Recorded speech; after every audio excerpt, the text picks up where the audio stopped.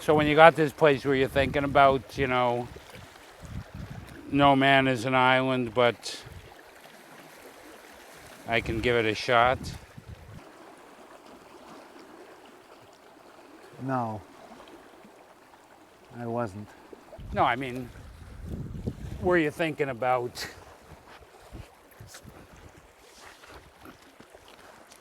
not just, I don't know, it's beautiful here, but somebody could think, yeah, it's beautiful here, that's why I like it, but the fact that there's nobody around is not particularly why I like it. It's sort of a corollary of that. It's probably beautiful because nobody's around, but that's not what I like about it. You know what I'm saying? Yeah. Well, I like it when there's nobody around, and I like it when there are people around. So I like it because it seems to produce experiences that are generally of a high order. Sometimes when you're alone, more often when there are other people here. Right, but I'm saying, I don't mean that there are not other people. I'm not including the people that come to the island with you. I mean that the rest of the world isn't around. It's kind of a sappy thing. I don't want, the night of the blackout, when I went and found people in the bar by candlelight, it made me feel better. And then I thought, oh, you do need other people. And then I thought, well, I never quite said I don't. And yet, I don't know. Like, I guess you wouldn't say you don't need other people. No, I wouldn't. But you don't like them. I don't like many of them, I guess. But the ones that I like quite a bit. And I rely on them quite a bit. Right. Well.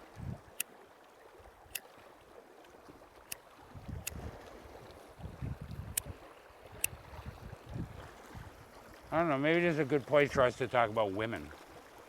Maybe that's a perfect setting. Because here we are, two talented, funny, personable, highly sexual men, middle-aged, certainly. And we're alone together on an island. There's not going to be any sex or romance. Neither of us have girlfriends at the moment, I don't know.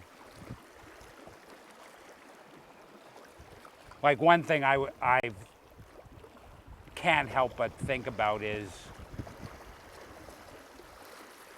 that old thing about, oh, all the women I like pricks or like assholes. And, I don't like to talk about that thing because so many other men say it. But when those other men say it, I usually think, yeah, but you are a bit of a soft boy. You are a little too nice. Whereas for myself, I think, I was a bit of a prick. How come I was an angry person? I got called angry and a bit of a prick often. How come I wasn't the right kind of prick to be the kind of prick that women who like pricks like? You ever thought about that? Because I don't, because I think that expression or that chestnut, like all other chestnuts, is, applies to a certain set of cases and not to other cases. Okay. People say it when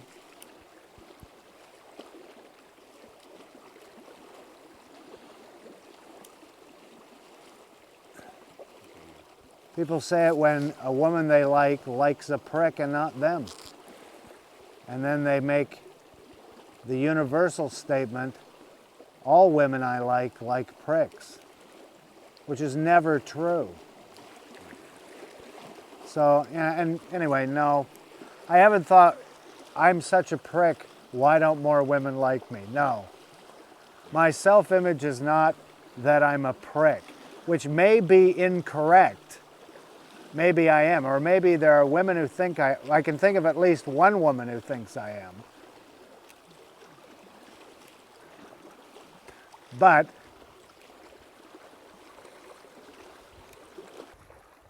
Well, okay, then I'll just ask a more general question.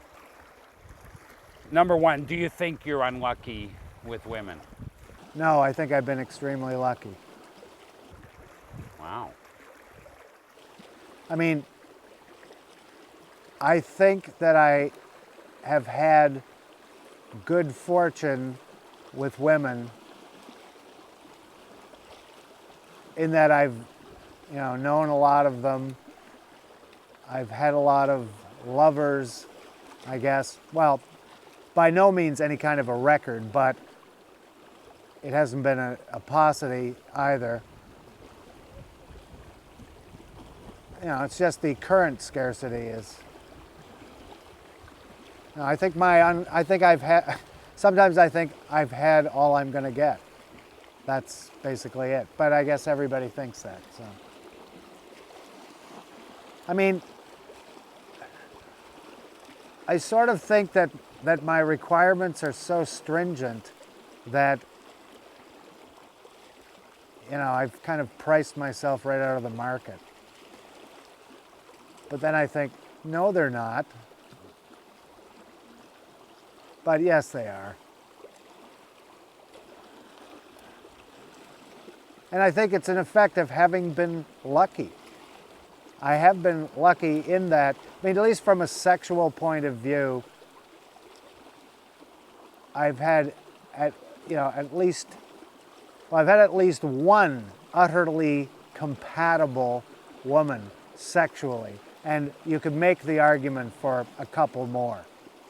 And that to me seems, given, the nature of what compatibility would amount to, I don't see how I cannot think that that's fortunate.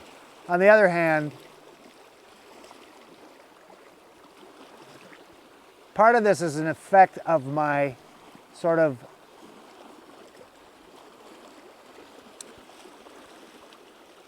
reluctance to, defenses against, and even unfamiliarity with the whole process of actually meeting women. I mean,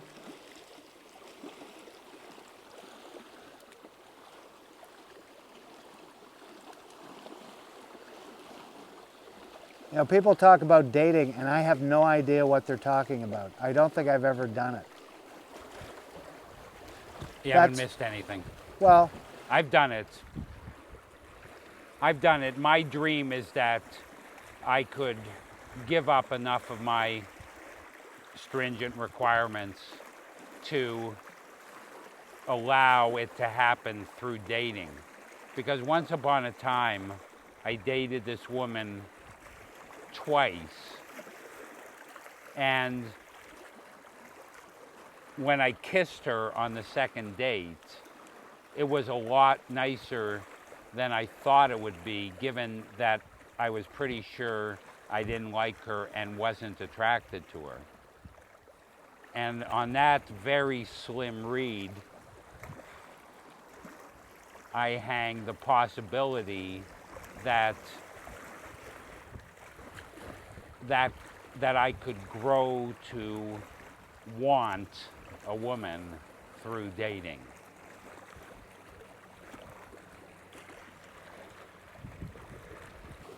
well,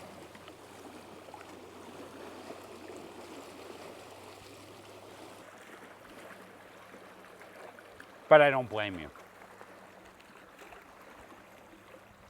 So is any of your negativity, if we can call it that, either a result of your the present scarcity of women, or conversely, is the present scarcity of women in any way you think connected to your negativity? Well, I think undoubtedly it's connected to my negativity. I don't know.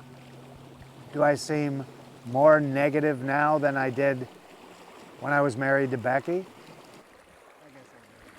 Yeah, oh yeah. Well, not towards the end. Then you were probably more negative towards the end than you are now. Yeah, maybe. Sure, I mean, the point is, we both cannot help but believe in the possibility of happiness, no matter what little evidence and experience of it we have. And when one of those things that we think would contribute to our happiness, maybe I'm not even saying that, when we're falling in love or in love with a woman, we think, oh my God, happiness is possible. Then when they leave us, we think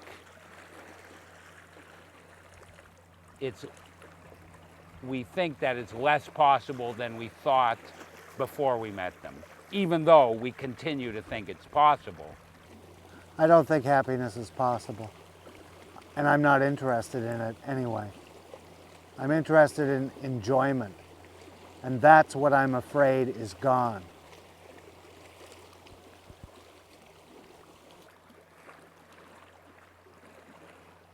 Well, okay. Okay, so enjoyment instead of happiness. Well, it's a totally different thing. No. Yeah. Well, fine. How about I say,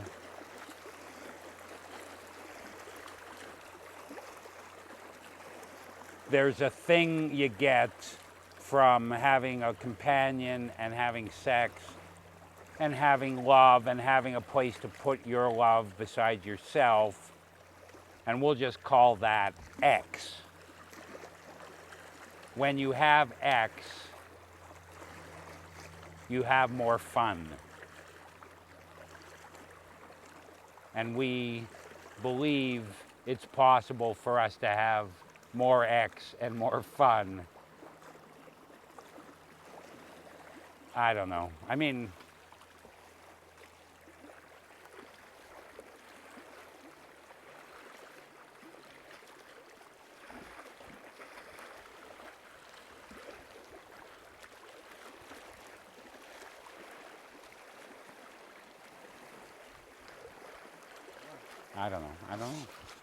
I don't know.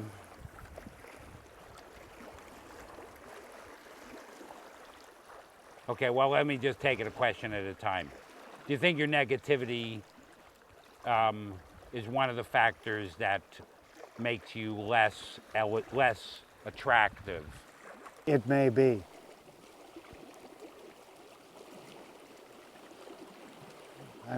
Yeah, probably so. Okay. Certainly in the case of Becky. But I don't think there's anything I could have done if I was somebody completely different. Probably still would have ended. But at least it provided her with a rationale. So, yeah. Okay. See, this isn't the right place to talk about it, but... Well, okay then. No, but... Because it's too serious for the water lapping. And the whole idea of coming here was a bad idea, but it's pretty. Not that coming to the island, period, coming to this part of the island for an interview was a very bad idea, but luckily I don't care, I have plenty of tape. And this, we probably, no, we were probably going to start, if we didn't do this, we would have stopped, so this is gravy.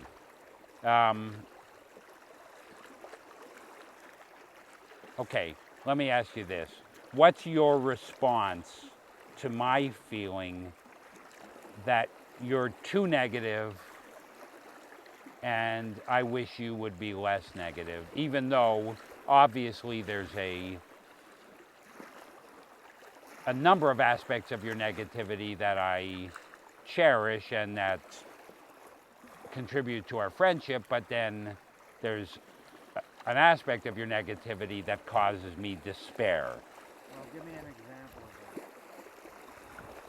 Well, simply that I've seen you, that like, let's say you're looking for the kosher salt, and you and where I might go, oh man, I can't find the kosher salt. You're like, fuck, I can't find the kosher salt. Now,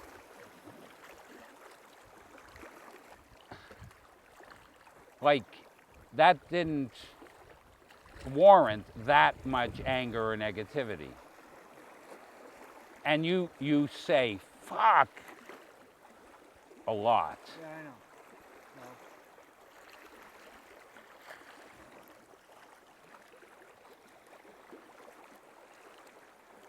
And just that could turn off about a few women, even though actually that is not close to the worst part of your bad negativity.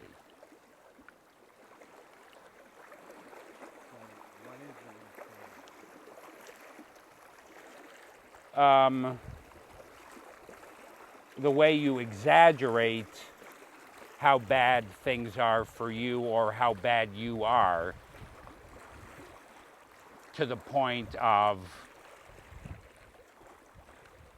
paralysis.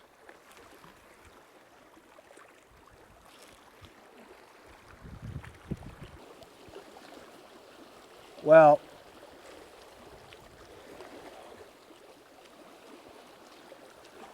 I think there's a difference between, if we're calling all of this stuff negativity, I think there's a difference between a disposition and other things that are the effects, are absolutely the effects of neurotic states.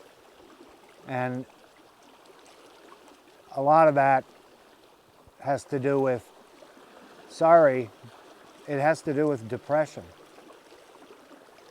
Whereas I don't think my general disposition has to do with depression, because I'm not always depressed. When I am, then I guess I exaggerate how bad it is for me or how bad I am. And when I'm not, I do that less, or maybe I don't do it at all. Right. Right, so you're saying the tendency to say fuck louder and with more conviction than even I would say, unless something, I might say it if I stubbed my toe, but you say it, for, yeah. It's like you say it and I'm like, what? What happened? And you're like, oh, I missed this ashtray with my ash. Don't worry about it. So that's disposition. I don't know. I'm really not aware of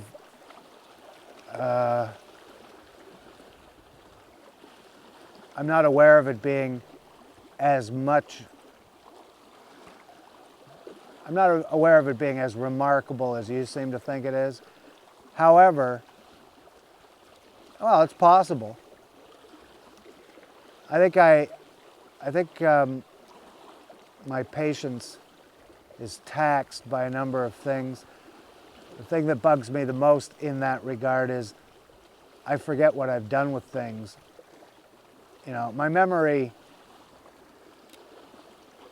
is annoying to me. My inability to remember what I was doing 5 seconds ago is really bugging my ass. And I find it really frustrating, maddening. And I don't know, I guess at some level I don't consider that I'm in any way disturbing you by it. But, you know, if you say I am, Well, most of the time it makes me laugh, but at the same time I think definitely somebody that didn't know you would be like, you know, I'm leaving because this guy's gonna punch somebody and all it's gonna take is, you know. well, you know, if that's true, I don't care, I guess.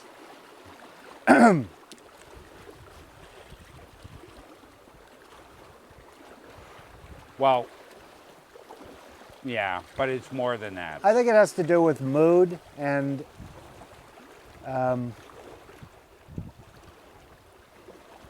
I really don't, you know, I don't think it's of the same order as, you know, exaggerating how bad it is for me. No, it isn't, but the thing is, and this is sincere,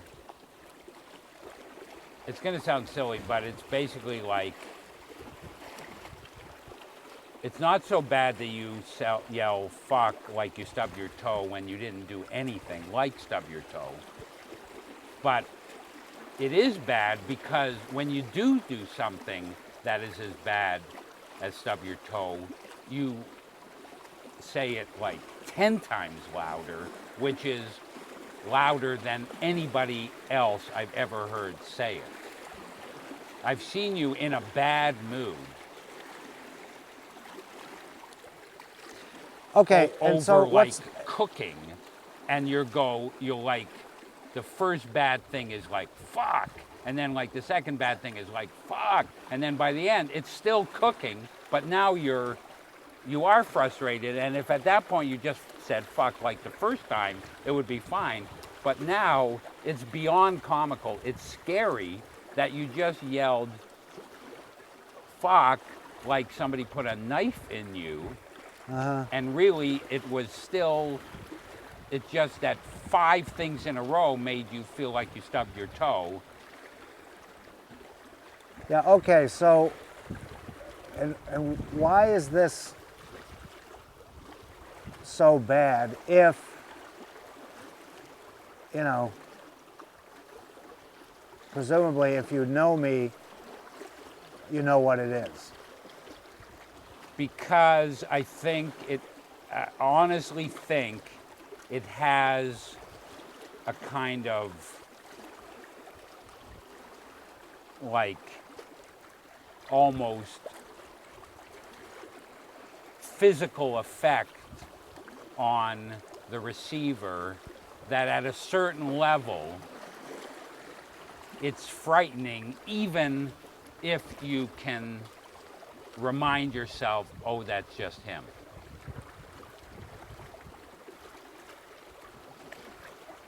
It doesn't work anymore. It's reached such a level that reminding yourself it's just him doesn't work. Or maybe it doesn't work for 5 seconds, which is just long enough for you to have a number of thoughts, rather than just dismissing it.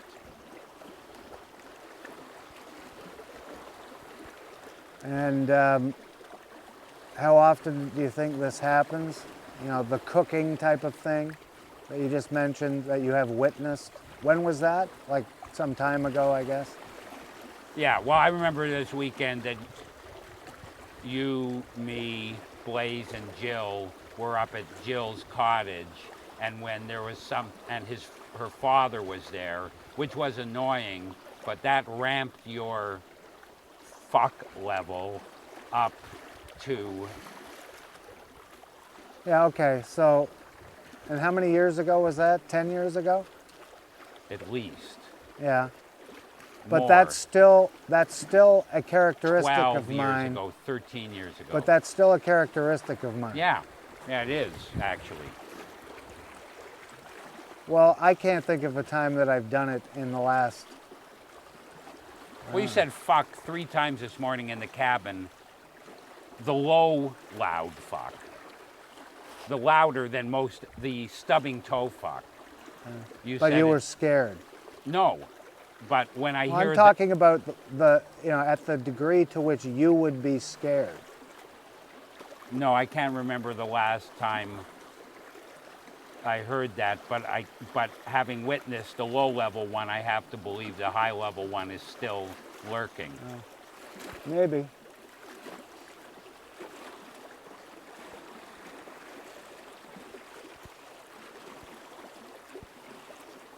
Well, that's just something I wish you would become aware of, because it's got nothing to do with what's really wrong with you, and if you just got rid of that, you'd have like 5% better chance with people who could like you. What makes you think I'd be interested in acquiring 5% better chance? I know you would. No, you don't. Sure, you just Well, said. there are just people. There are people who don't like me because, I don't know, I wear socks with sandals. No, people think that's creepy, and I agree with them, but it's not enough to make you not like somebody. No, you said before you doubt you'll make 10 new good friends in your life. I'm saying your chances of acquiring that, which sounded like something you want, unbelievable as that may be. Oh, I didn't mean to suggest that I want 10 more friends. Okay, No. well, whatever. I think you could use them, and you could get a couple more if you became aware of the loudness of your, well, how do we put it? We can't say fucking, so your fucks. So now the other part, you blame all the thing that I really despair for on depression as distinct from the other things that we could call negativity.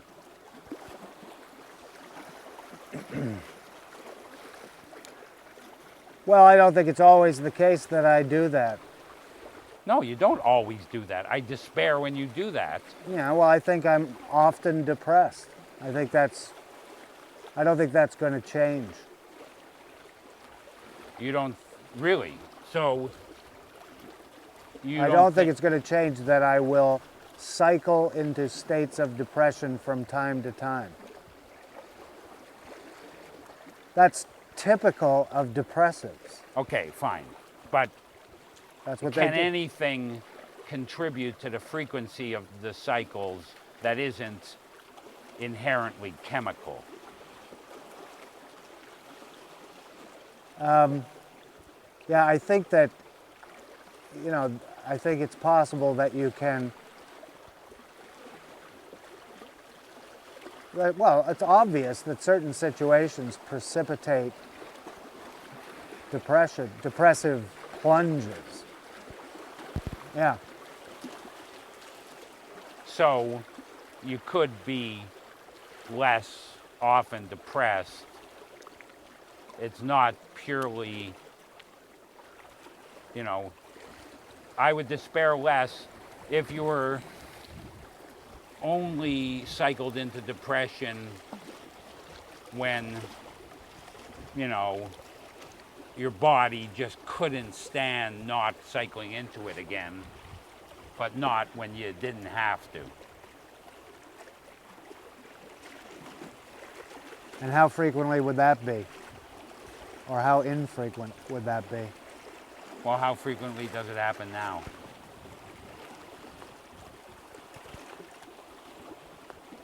How many months of the year are you somewhere in depression?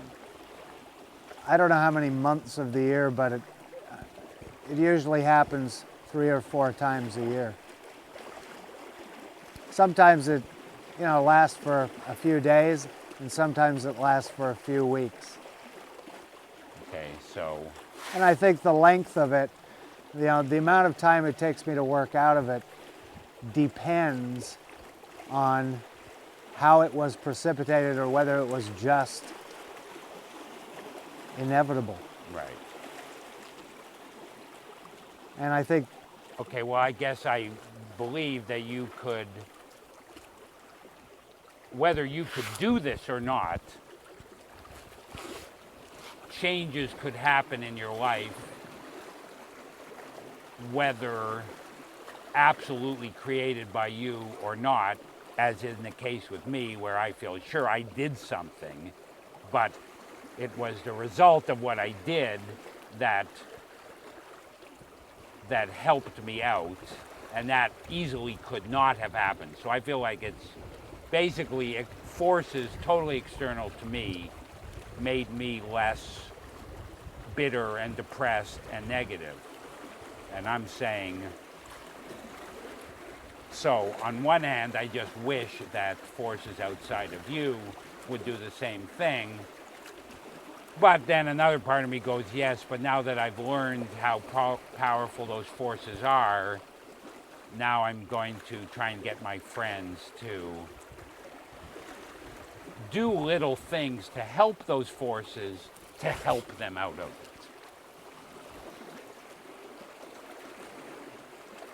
it. Well,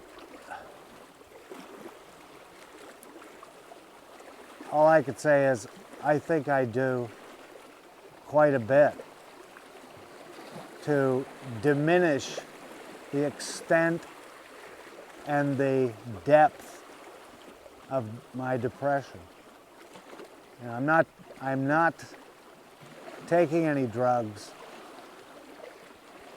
I know people who are taking everything and who, when they're depressed, are absolutely immobilized for days and days. And you can't even talk to them. I mean, there's nothing you could do. So I'm not as bad off as some people, and I'm worse off than others, I guess. I wish for a long time I believed that this was all entirely in my control, and it was all about the way you looked at things. But I don't think it is. And certainly that's what I'm, it's not just some conclusion I've come to, but it's also, it seems, what the general line happens to be. If I went to the doctor and said, this is what happens to me, they'd immediately want to put me on some antidepressant. In fact, I have gone to the doctor and I've felt that I'm not at all depressed at that particular time, and the doctor will say, you're depressed. Why don't you try this? And I say, no, I'm not depressed at the moment. And they say, well, actually, according to, DSR-4, you've got 5 out of 9, you're depressed. I say, well, for me, this is pretty good. I feel fine. So, it's a racket at one level, but it's also, it's a thing that some people are susceptible to and others aren't. I don't know why exactly. It's very against my general outlook to think that this is just chemistry that it doesn't have anything at all to do with anything that ever happened to me or some thought that I had about something that I've repressed and that's now part of the unconscious. You know, I can't believe it's not, but that's what they think. So, And sometimes you let yourself think it too, because it's easier to think that in some ways. I mean, I just say I would say that I've been better since I've accepted the idea that, you know, it's a cyclic thing and I don't have to get like so fucking wrapped up in it that I just have to figure out the answer, which just winds up making me feel worse because I can't figure out the answer. So instead, you know, most of the time there are things that I now do that make a difference. But if all of the circumstances are a certain way, then it's more difficult for me to do that. Like one of the things I do is I buy myself something. So if it happens to me at a time when I don't have any money at all, then I can't do that, so I have to wait, you know, sometimes for like 6 weeks until I have some money and I can do that. Not to say that it hasn't passed by then, but the thing is I can't use that particular trick. Right. And that hasn't been the case quite as much lately. So, you know, but other things to do are, you know, always available. Like, give yourself a break for a day, and then you try to find something to do. You actually decide to do something, and you do it. Sometimes it's just go out in the morning, do 5 things. Change the oil, shop for this, do this, return that, and blah, blah, blah, and pay your bills. And you've done that, and sometimes that's enough. Right. I have that. Whereas in the past, I wouldn't do that. I would just go, what am I going to do now? Meanwhile, all this shit would be piling up. And then eventually I'd look at all the shit and I would say, well, how the fuck can I deal with that? I can't deal with that at all. So it would just make it worse. So, you know, and I think I'm much better than I was. Right now, I mean, yesterday, yeah, I felt bad. And yes, I was exaggerating how bad it was. To some extent, it seems less bad at the moment. Although now that I know that I say fuck and that, you know, you're basically deciding that something that happened 10 years ago still happens on a regular basis, even though you have no fucking, I mean, I might have changed completely, but you have no basis on which to judge that because you haven't seen me, you know, that much. So that now is making you more depressed, or you? No, it doesn't make me depressed. It sort of just makes me like, this kind of stuff is just, well, I mean, what the fuck can I say? You know, yes, 10 years ago, I don't really remember this, but I believe you. You can't say anything. You can just say, yes, you're right, and I'll work on it. Yeah, I would say that if I thought you were right, but I don't. So, I mean, if I'd just done it, maybe. Okay.